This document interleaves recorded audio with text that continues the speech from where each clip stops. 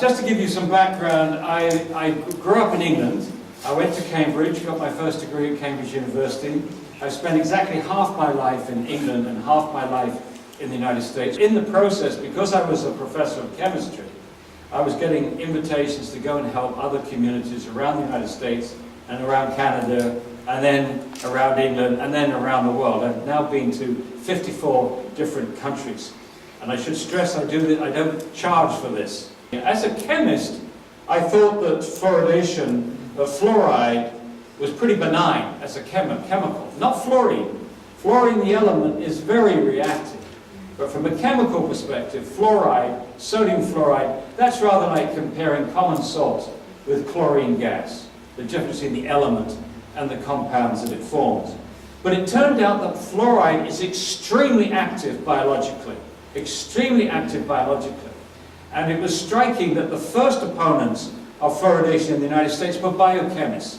Biochemists who had used fluoride in their experiments to poison enzymes. In fact, the leading enzyme chemist in the world at that time, Dr. James Sumner at Cornell University, he was an opponent of fluoridation. He won the Nobel Prize for enzyme chemistry.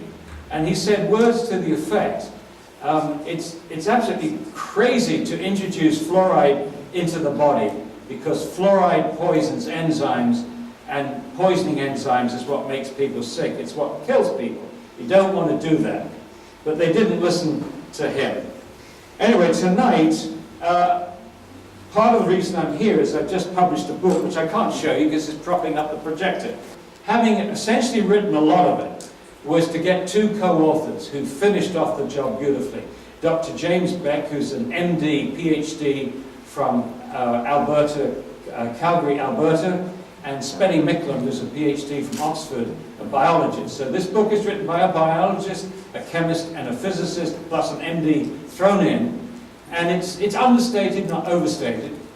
And it's 80 pages of documentation. We try to write it in a way that would be easy for the ordinary, intelligent person to read it and get through most of it. But if there was a doctor, or if there was a dentist or a scientist who wanted to see that our arguments were backed up with the literature, then there's 80 pages of references there. I feel we've done our job, and it's now really up to the proponents to answer in kind. And if they can't answer in kind, if they can't respond to all the science that we've thrown up there, then it's time for them to say this was a mistake and stop it. So, with that as the introduction, tonight I should be talking about why fluoridation is a poor medical practice, or why fluoridation is unethical. The evidence of any benefit is very weak. Now, this was a surprise to me. You know, I knew it was unethical, and I was expecting that the whole issue would hinge around whether you could show it was dangerous. But quite frankly, you don't have to show it's very dangerous if it doesn't work. I mean, if it doesn't work, why put this toxic substance in the drinking water? And I can assure you, and you will find out tonight, that the evidence is extremely weak. And I'll say this again, but it's worth saying now, all the evidence is from them. It's not my studies, it's their studies which shows it's very weak, as you will see. Particularly the studies in New Zealand. There is no adequate margin of safety to protect all citizens from known harmful effects. Now, that's another thing. We need to get stress at the beginning.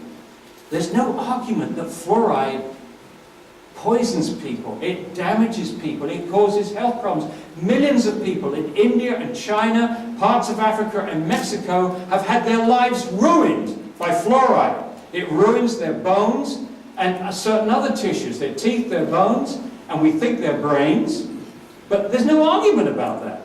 So what is the argument? The argument is, oh, Dr. Connett, are you just talking about high doses? No. The key question is there an adequate margin of safety from the doses that we know cause harm and the doses that we're likely to get in a fluoridated community that will protect everyone? That's what your margin of safety, this is what the government should be doing to determine if there's an adequate margin of safety to protect everyone. Not the average person, everyone. Because they are putting it in your water And they shouldn't do that if anybody is harmed by this. But that's the evidence. We should look at part 4. And then in the next part, why does the New Zealand Ministry of Health continue to push fluoridation? And linked to that, I should talk about the better alternatives, what they should be doing to fight tooth decay. And lastly, the next steps, which involves you. And thanks again for everybody. This is an absolutely magnificent turnout. This is one of the biggest turnouts we've had in New Zealand. So we had a bet in the car. I said there'd be 40. 36. Okay, I said 40, Mary said 70, and Sean, the eternal optimist, said 100. But this is terrific. This is terrific. Okay, so it's a poor medical practice. This is the only time that New Zealand has used the public water supply to deliver medicine. You put other chemicals in the water, but those chemicals, like chlorine, are to make the water safe to drink, or to make it palatable. But this is the only time we've added a chemical to the water to treat people. We're just using the public water supply as a vehicle to deliver medicine. And it is a lousy vehicle to do that, because you can't control who gets the medicine.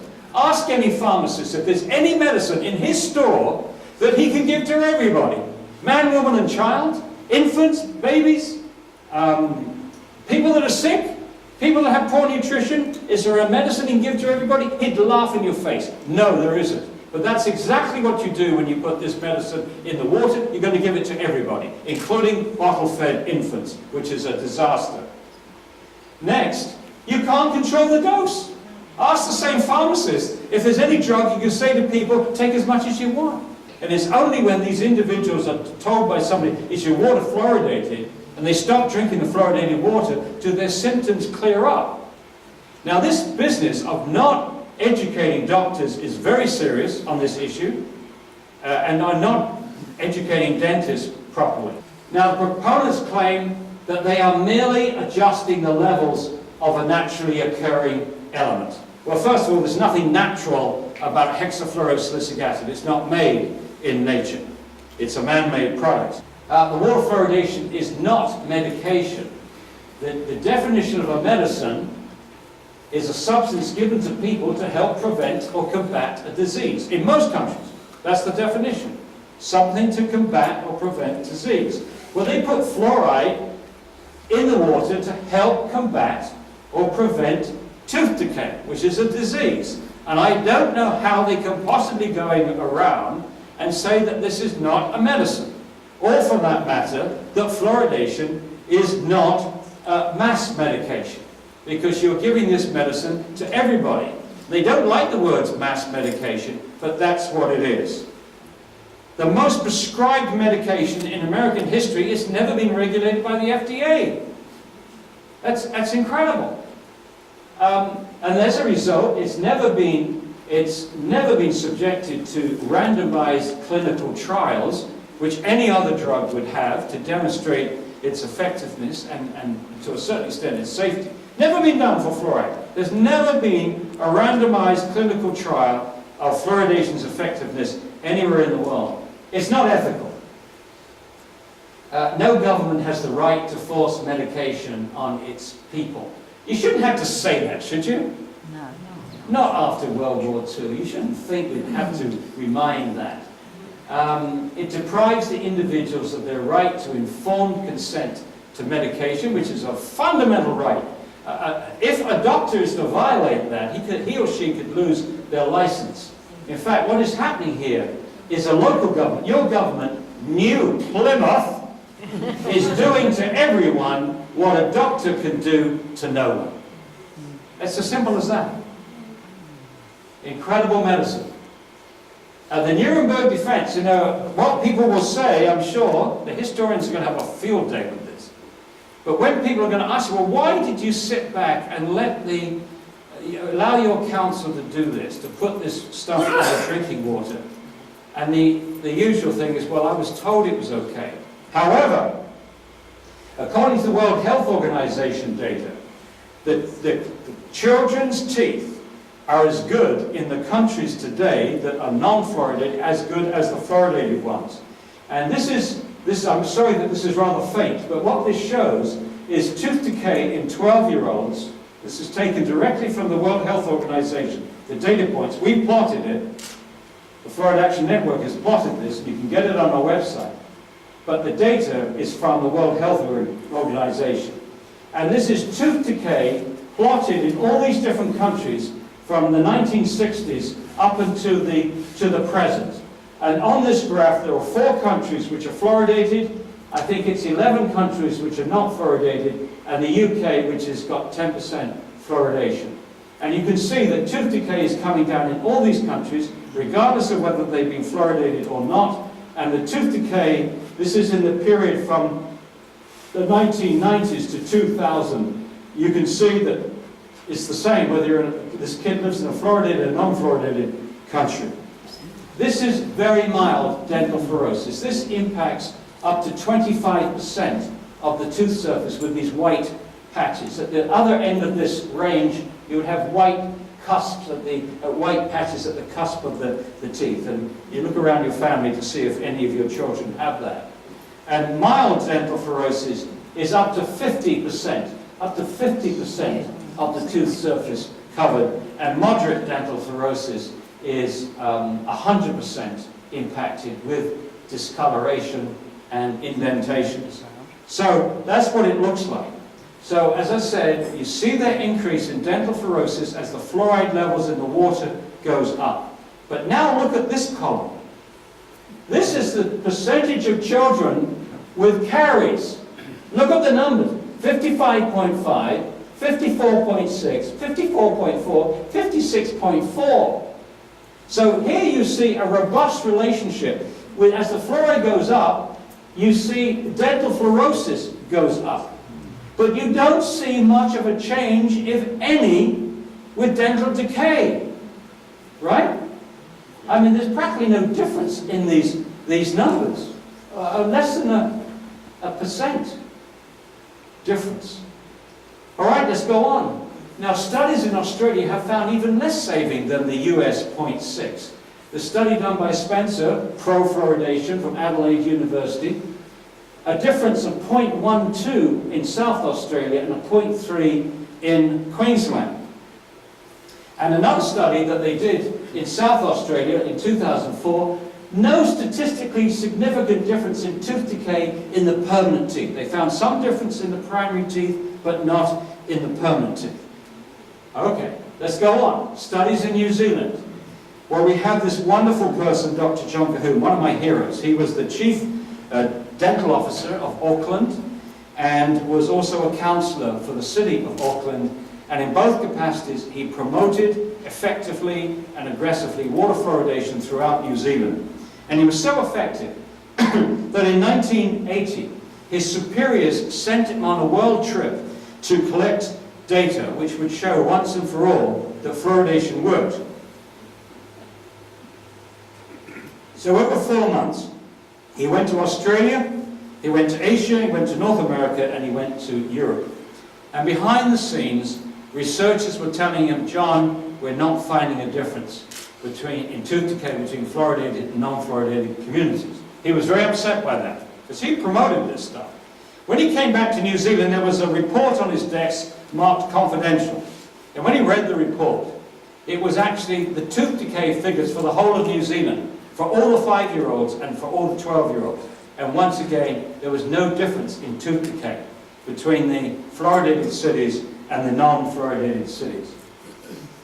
He changed his position publicly and spent the rest of his life trying to stop fluoridation.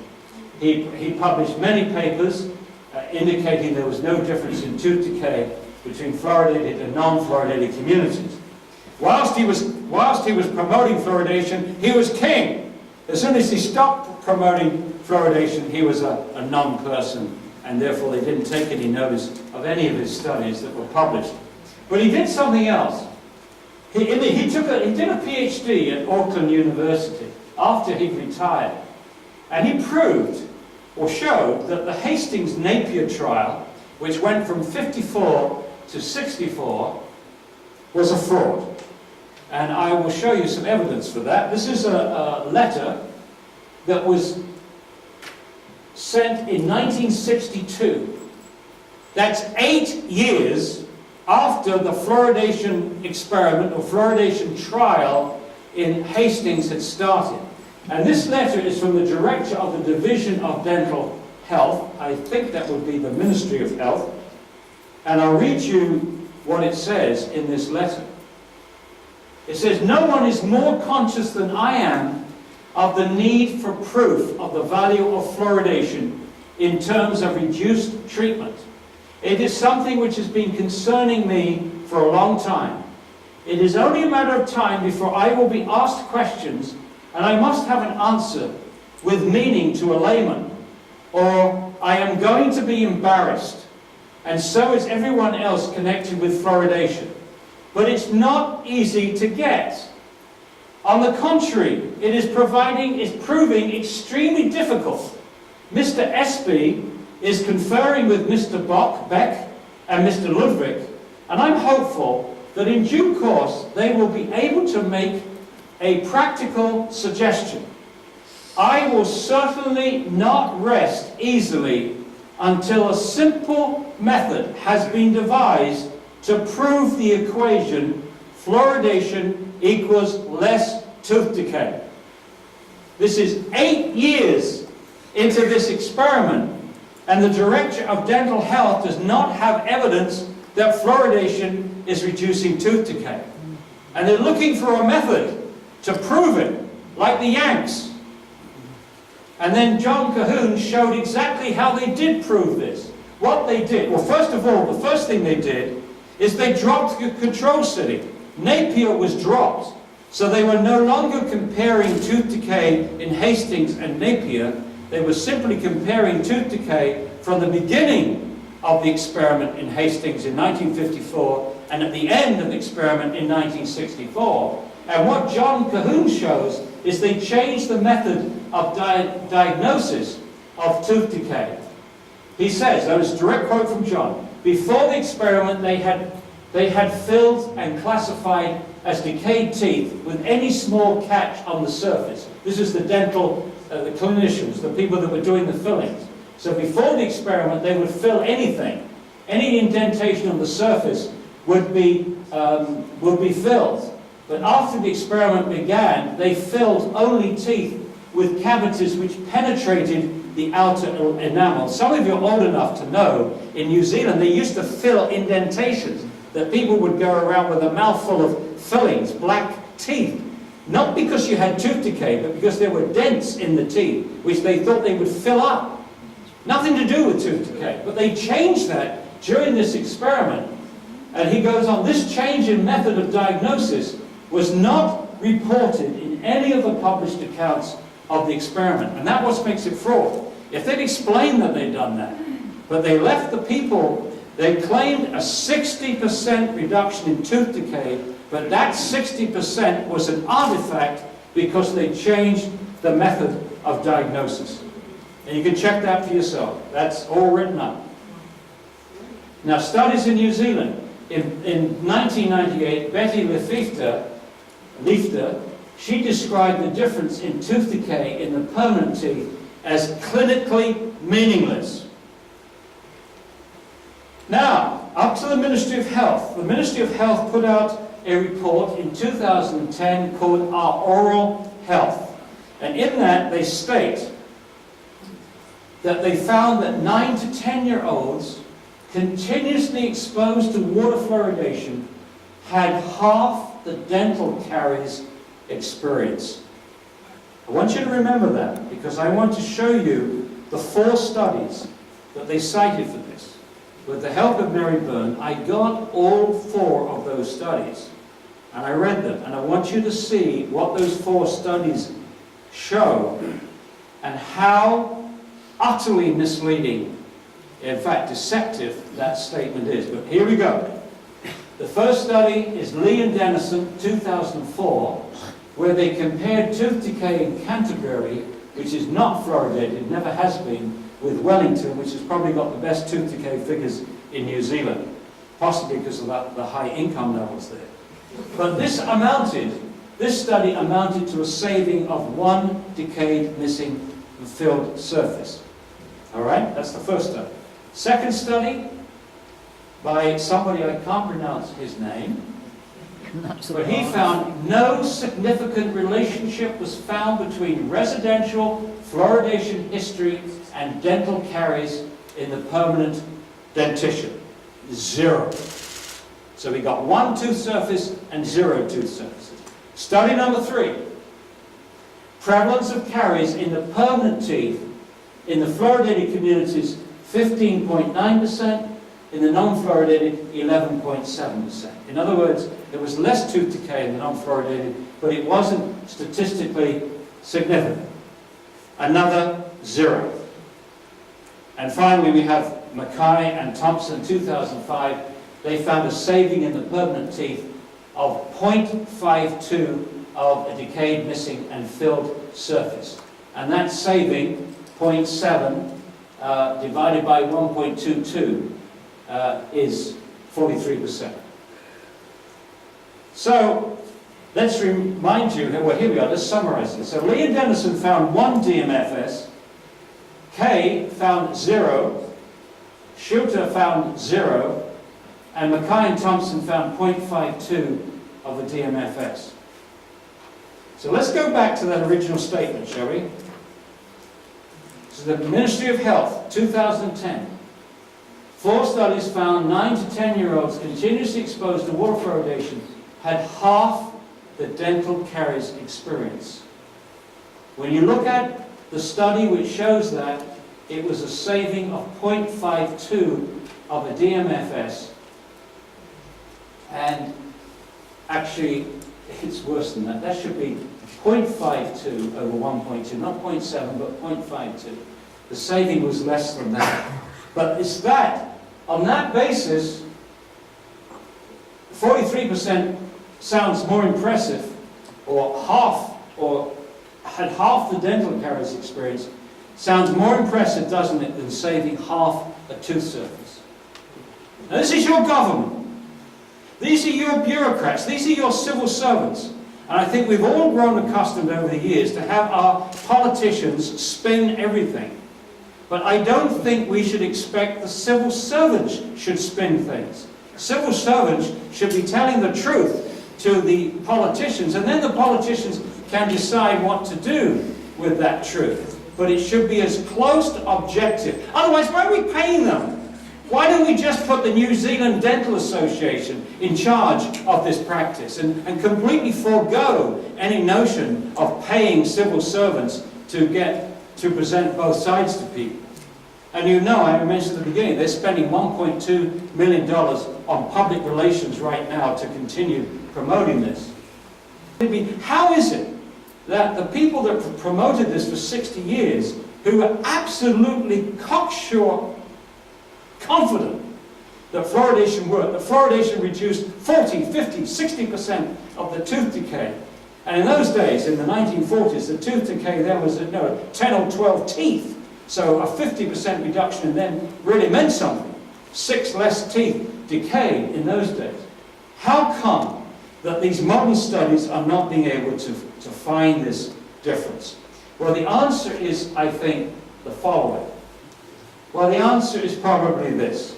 They used to think that to prevent tooth decay, you had to give the fluoride to the baby as early as possible. That's why pediatricians gave tablets to pregnant women, fluoride tablets to pregnant women, and drops to babies when they first were born. And the idea being is you would load up the fluoride into the enamel of the teeth, underneath the gums, systemically, you're loading up the fluoride in the enamel so that when the teeth pierce through the gums, there the enamel would be protected by fluoride and would be more resistant to the acids produced by the breakdown of sugars by bacteria. That was the theory. Whoops! After 50 years, they said we were wrong. They said, based upon epidemiological studies, based upon clinical studies, it does not appear that enough fluoride is incorporated in the growing tooth enamel before eruption to protect the teeth. And that the predominant mechanism of fluoride's action is topical. It works on the outside of the tooth. And this is when fluoridation should have ended It should never have started, but it should have ended in 1999. Think about it. If fluoride works on the surface of the teeth, and you want fluoride, then it's simple. Get fluoridated toothpaste, brush it on your teeth, and spit it out. This solves the ethical problem, and it solves the health problem. It solves the ethical problem because if you use that approach, you're not forcing it on people that don't want it. Freedom of choice. And also, it solves most of the health problems because you're not swallowing it. Not intentionally. You'll swallow a little, so there's still a minute risk, but certainly far less than getting fluoride in every glass of water, every cup of soup, every meal, and so on. This is a remarkable document.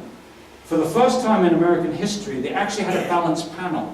On this panel, there were 3 anti-fluoridation people, 3 pro-fluoridation, and 6 who had not taken a position. So it was balanced. They expected to write this report in a year. It took them 3.5 years, 507 pages, 1,100 pages of references, so 1,100 references, and it's been largely ignored. In Australia, New Zealand, all the fluoridating countries have dismissed this for reasons I can go into with questions. But here is this report, and what they show there is that fluoride, and remember this is not necessarily fluoridation, fluoride causes dental fluorosis, it causes brain damage, it causes lower thyroid function, it accumulates in the human pineal gland, it lowers melatonin production in animals, it causes bone damage, and it may cause osteosarcoma. Now, osteosarcoma is a bone cancer which particularly strikes young men. So basically, fluoridation may be killing a few young men in New Zealand. Not many. As John Cahoon said to me in 1997, I've never forgotten it, he said, you know, even if you killed, how many teeth would you have to save to justify killing just one person, one young man? This is a terrible disease. At the very least, they have limbs cut off, and frequently they die. Run the clock forward to 2010, just a few weeks ago, and the CDC confirmed that in the United States, 41% of children between 12 and 15 now have dental fluorosis. Not 10%, 41.5%. And this is an average of all children, children living in both fluoridated and non-fluoridated. So the percentage in fluoridated would probably be closer to 50%. You notice how it's risen from 86, 87, up from 17% to 28% very mild, up from 4% to 8.6% mild, up from 1.3 to 3.6% moderate and severe. In New Zealand, the dental fluorosis rates are about 30%, but I don't think the data is as solid as the US data. I'd like to see more studies done in New Zealand than I've seen to date. But the key question is, when fluoride is damaging the baby's growing tooth cells, causing this condition, dental fluorosis, what's it doing to its other developing tissues? And in my view, this is not the time that the baby should be exposed to 250, or in your case, 175 times the level of fluoride that occurs in mother's milk. A fact that was mentioned in 1978 by this gentleman who led this successful campaign against fluoridation in Sweden. He's a neuropharmacologist. He got a Nobel Prize for that in 2000.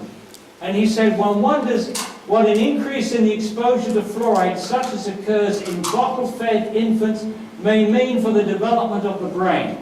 And he said that before any animal studies or human studies had been published. And now there have been over 100 animal studies which shows that fluoride damages the brain, and over 20 studies which shows that in humans fluoride damages the brain. I'll get to that now. This is what the NRC report, the National Research Council, said. It is apparent that fluorides have the ability to interfere with the functions of the brain. And when they did their review, they only had 5 IQ studies when they did their report. 5 IQ studies. Now, there are 24 published studies which have associated moderate exposure to fluoride to lowering of IQ in children. Now the one that's most interested me is by Zhang from China, because I actually had the opportunity to go to China, visit these two villages where the study was done, and confirm, at least with my eyeballs, that everything seemed to be identical in these villages. That's certainly what you could see. The same housing, same occupation, same diet, same education, and they even double-checked that they didn't have different lead exposure or iodine intake, which would both, one way or the other, could influence IQ. So two villages then, one with less than 0.7 parts per million of fluoride, and the other one between 2.5 and 4.5 parts per million. And he found a drop of 5 to 10 IQ points across the whole age range, and the whole IQ curve was shifted for both males and females. There's the plot. The blue line, the dark blue line, is the low fluoride village, and the mauve line is the fluoridated village. And you can see how the IQ curve, this is IQ down here, has been shifted over. So you've got fewer children who are in the very bright or genius level, and more children in the mentally handicapped range. The whole curve is shifted over. Same with the females. The whole curve is shifted over. And he estimates that IQ would be lowered at 1.9 parts per million in the water. And this gives rise to the statement I made earlier on: there is no adequate margin of safety to protect from known health effects. And here is the IQ coming down little by little as the level of the fluoride in the urine and iodine exposure increases. And that's a pretty strong, statistically significant relationship here. And they conclude that an increase in the urine fluoride concentration of 1 part per million is associated with a decrease of 0.59 IQ scores. Now that isn't huge, but anything which is interfering with the brain like this, once it's established, you shouldn't be putting in the drinking water. It doesn't make sense. And I suggest there are two preposterous notions here. One is that what parent in their right mind would put their children's teeth above their brains? I don't think any parent would do that. And secondly, what government would support a program aimed at lowering tooth decay by at most 0.6 of one tooth surface if it lowered the IQ of the population by even a small amount? Now, as far as the individual is concerned, it is not an individual so much as the population. When you shift the whole IQ curve over, you're decreasing the number of geniuses in your society and you're increasing the number of mentally handicapped. And that's why it's serious. You do not want to see a shift in the whole population. Next, this is the National Research Council again, several lines of information indicate an effect of fluoride exposure on thyroid function. Now, wait for it. I talked about the delayed eruption of teeth being significant because it wiped out these meager benefits. But it could be far more significant than that, because the most likely mechanism for the delay of the eruption of the teeth is reduced thyroid function. Thyroids control growth of the teeth, growth of the bones, etc., etc., etc. So, if fluoride lowers thyroid function, it could explain the delayed eruption of the teeth, and that should be permanent teeth, not primary teeth. It explained the lowered IQ in children, and it would explain why we have millions and millions of Americans with hypothyroidism. The second most prescribed drug in America is Synthroid, and that's the drug that's used for a person that's got underactive thyroid gland. Between 20 and 40 million Americans are impacted by hypothyroidism. I suspect it's very high also in New Zealand because you have a lot of borderline iodine deficiency in New Zealand, which is the prime cause of hypothyroidism. Just fluoride makes it worse. And the symptoms that you're very familiar with: hypothyroidism, obesity, lethargy, tiredness not relieved by sleep. And it's a horrible, vicious circle. It's a vicious circle, because if you've got If you're tired and you can't get it relieved by sleep, what do? You eat more. If you eat more, you get fatter. If you get fatter, you get more depressed. You get more depressed, then you eat more. It's a vicious circle. And no wonder we have these poor people in the United States, and you just have to sit in any bus station, any airport, you'll see the massive size of many Americans today. It's frightening what's happening to them. There's not been one single effort in 60 years to investigate this, that it might be caused by something as simple as fluoridation. It's inexcusable because doctors in the 30s, 40s and 50s in Argentina, France and Germany at least gave fluoride tablets to people that had overactive thyroid function to lower the activity of the thyroid gland. And these doses that they're using are easily achieved by people living in a fluoridated community today. So we have every reason to suspect that fluoride might be contributing to that, but we're not looking. And another thing that was found is the little pineal gland. This is a gland between the two hemispheres of the brain. It's not protected by the blood-brain barrier, so fluoride can get in. It has the second highest perfusion rate of blood after the kidney. It also is a calcifying tissue like the teeth and the bones. It lays down little crystals of calcium hydroxyapatite. And when Jennifer Luke, a dentist in England, learned about this, she said, oh my God, this is going to be a magnet. These little crystals in the pineal gland are going to be a magnet for fluoride. And she analyzed 11 corpses in England, and she found the average level was 9,000 parts per million fluoride in those little crystals. And that's pretty disturbing. She published that in 2001 in the journal Carries Research, right under the noses of the dental community. She also did animal experiments in Mongolian gerbils, and she found that fluoride lowered melatonin production. I should explain, the pineal gland produces melatonin. Melatonin is a hormone, it's only produced at night, the hormone of darkness. The pineal gland is sensitive to light, and this melatonin is thought to function, one of its functions is like a biological clock. It determines the development of puberty, the timing of puberty, jet lag, sleep patterns, aging. Huge amount of work on melatonin. Well, she found that the fluoride lowered melatonin production in these animals and shortened the time to puberty. Pretty striking findings. Again, not one single fluoridated country has attempted either to measure fluoride levels in the pineal gland in corpses in their own country, and they've got a few corpses that they could have looked at, and nobody's attempted to reproduce these animal experiments. It's incomprehensible.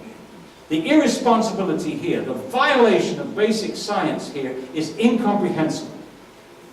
She did check, I'm sorry this is so faint, this is actually a part of the first fluoridation trial in the United States where they looked at the health of the children. This is Newburgh, Kingston, and they found that the young girls were menstruating on average 5 months earlier in the fluoridated community compared to the non-fluoridated community. But they didn't think it was significant at the time. They also found that the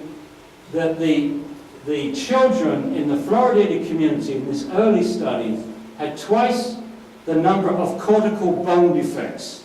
Cortical bone. There's two parts of the bone. There's the trabecular bone, which is the inside, the mesh inside the bone, which is weight supporting. So the spine is dominated by the trabecular bone. But the cortical bone is the outside layer of the bone, which is there to protect against fractures. It's a lamellar structure. So when they saw that, they should have gone ding, ding, ding, ding, ding. I wonder if children have more bone fractures in fluoridated communities. Run the clock forward to 2001, over 50 years later, in a Mexican study, they found that as the severity of dental fluorosis went up in these children, in a high natural level of fluoride, the bone fractures also went up. The bone fractures reported in the clinics doubled for children when they went from no dental fluorosis to very mild, doubled again to mild, doubled again to moderate. A striking relationship.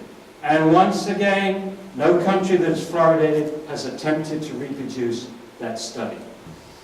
Now, I've mentioned most of this in passing, but let's mention it again. The key health studies have not been done in most fluoridating countries. Lowered IQ in children, behavioral changes in children, arthritic symptoms in adults, hypothyroidism, increased bone fractures in children, melatonin levels in children, early onset of puberty, Alzheimer's disease in adults. There is evidence in both the animal literature and the human literature from these high fluoride countries to suggest that these studies should be done, but they're not being done. And they're certainly not putting this on a scientific level. You know, even when individuals who have convinced themselves that their symptoms clear up when they stop drinking fluoridated water and come back when they start drinking it again, and they usually find this by accident, even when they've offered to be guinea pigs in any experiment the government would devise, the government still has not attempted to put this on a scientific level, which again is irresponsible. And Bruce Spittle down in Dunedin has written a whole book on this called Fluoride Fatigue. Now, if you don't look, you don't find. The absence of studies does not mean the absence of harm. And that's what they say. I'm sure you've heard them say, look, we've been fluoridating in New Zealand for over 50 years. We don't see dead bodies in the street, or we don't see any problems. We get to the question of why. The only rational explanation for so much irrational and irresponsible behavior on the part of health agencies, like your Ministry of Health, that continue to promote water fluoridation, even though the science indicates that it's neither effective nor safe, in my opinion, this is just speculation, take it or leave it, is it has become more important to protect this practice than it is to protect the health of the people they represent. Now, that's a rational explanation, but it still begs the question of why it's more important to protect this. So I have to go further. I have to take this one step forward. Why do health bureaucracies continue to promote fluoridation? You've got to look at this at three different levels, okay? The first level, you've got to look at it at the bottom, you've got to look at it in the middle, and then you've got to look at it at the top of the bureaucracies. And I'm hoping there's at least one bureaucrat in the audience who can either scream loudly that I'm talking out of the back of my head or actually confirm what I'm about to tell you.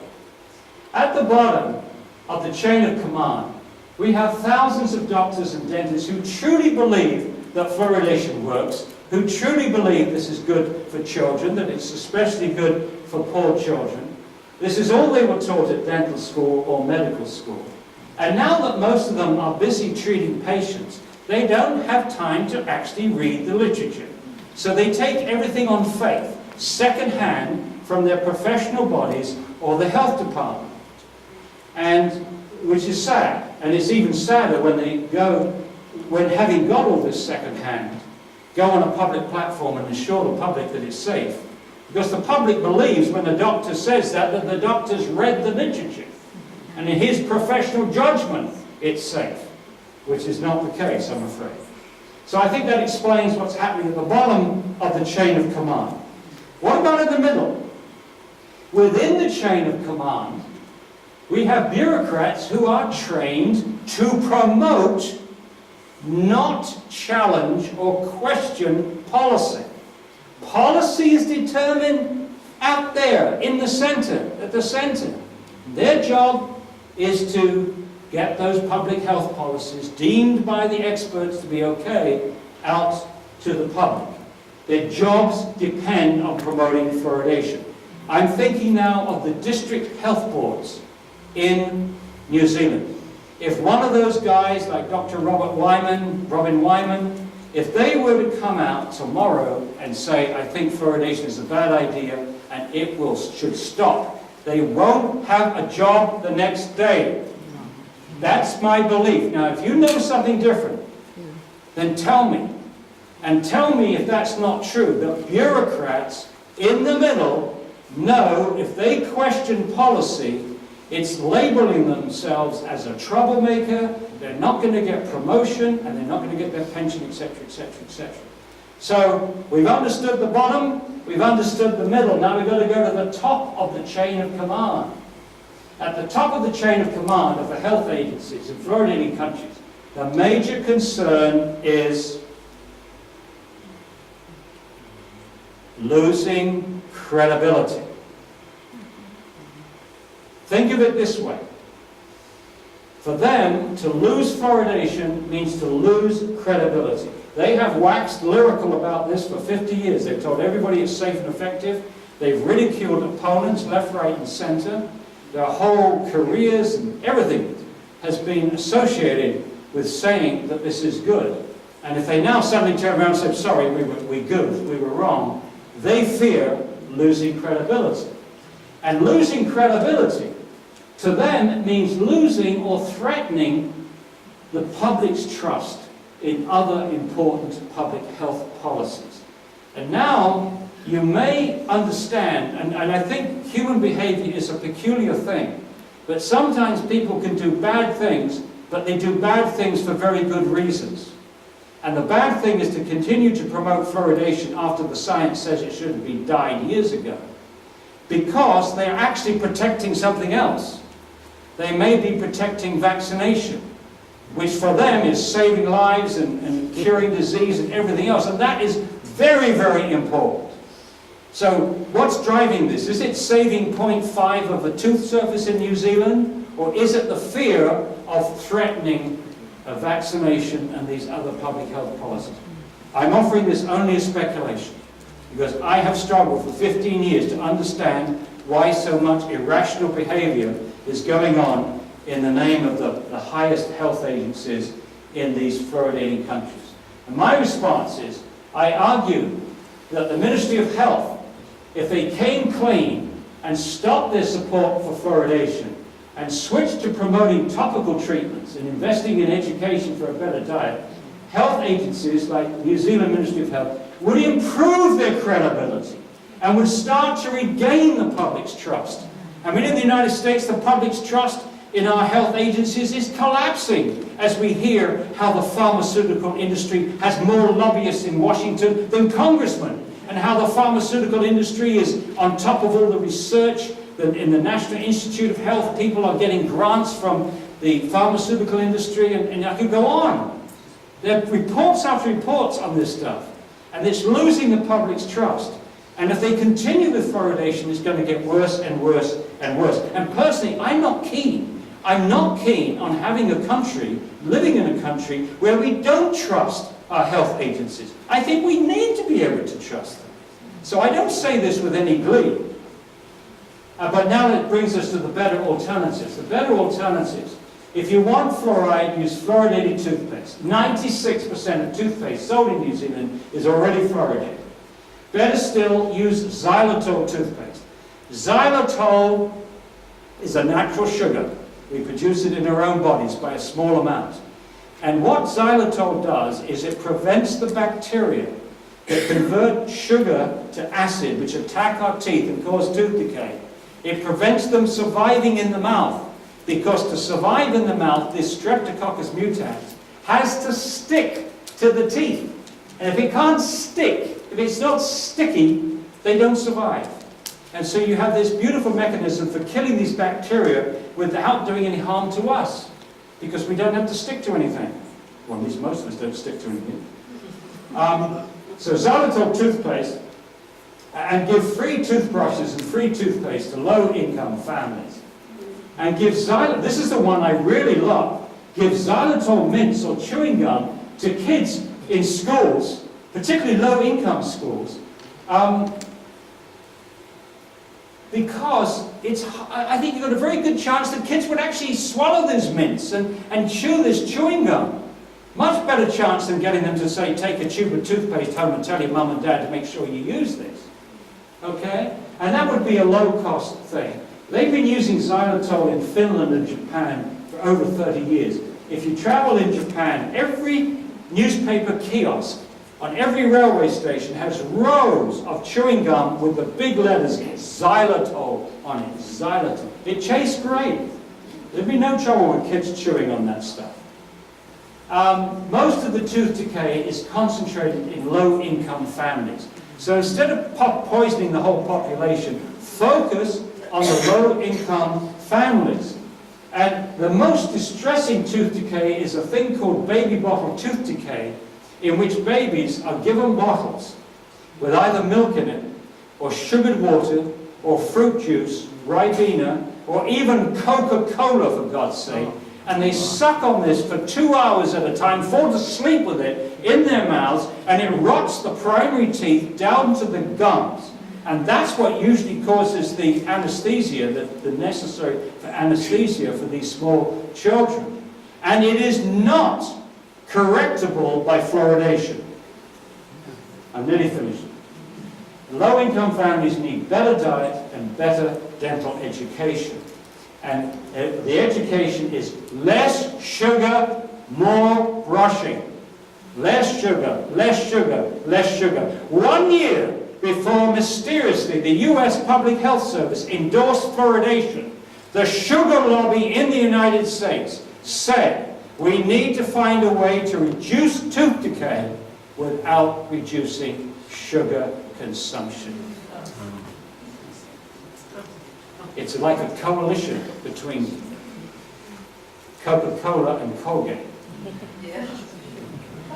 Okay, less sugar, more brushing. Less sugar means less tooth decay and less obesity. And if you're worried about how you're going to finance all this dental education, don't worry about it.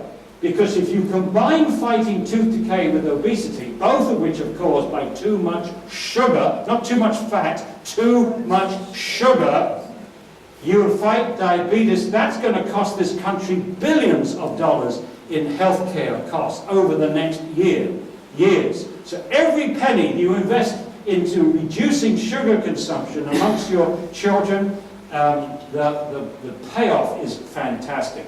And one last thing I want to say. This is a very sad truth. The Maori had perfect teeth. Indigenous peoples in general, the Inuits, the Aborigines, the Maori, the Pacific peoples, had perfect teeth until the advent, the introduction of Western diets with refined sugar, white flour, and processed foods. And their teeth have consequently crashed.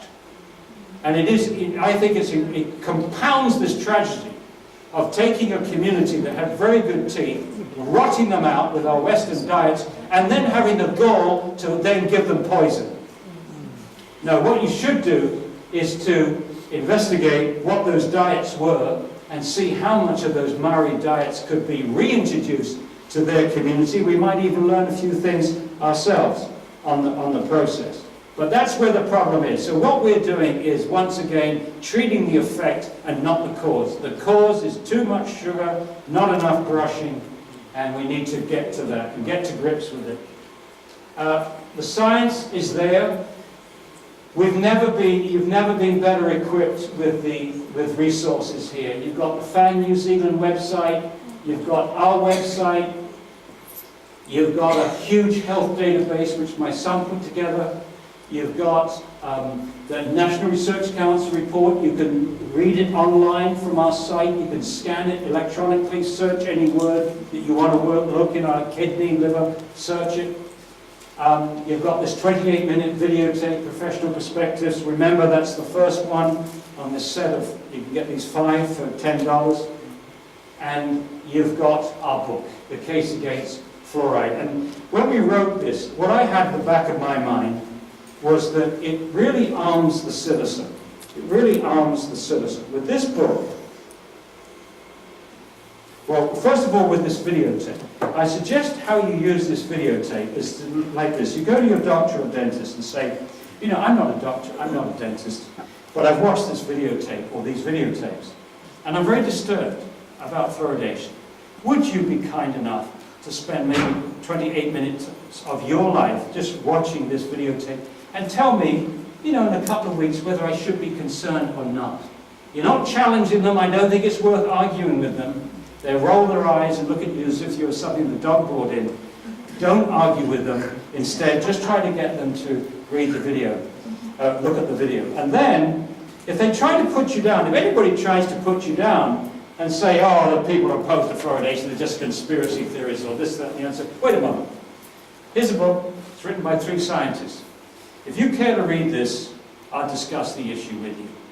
But there's no point in me discussing the issue with you if you don't know what the issue is. So please don't insult my intelligence by talking to me about the movie Dr. Strangelove.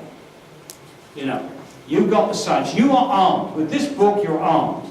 With those videotapes, you're armed. And so that brings us further to what we can do. We've done everything with this book that I think you could anticipate. We've done our job as scientists. We've outlined our case. We've documented everything. 80 pages of references. We now need the authorities to do their job. And I said, I left it with the Ministry of Health. I said, please, stop putting $1.2 million into promotion and put some effort into responding to this book in kind. And either show that we've got no substance to the science here, or admit you've made a mistake and stop. We'll see what happens. And finally, effecting change is where you come in. It's like driving a nail through a piece of wood. My role, the role of the expert, is to sharpen the nail. But I cannot push the nail through the piece of wood. I cannot stop fluoridation in New Plymouth. I can't. But you can. You can.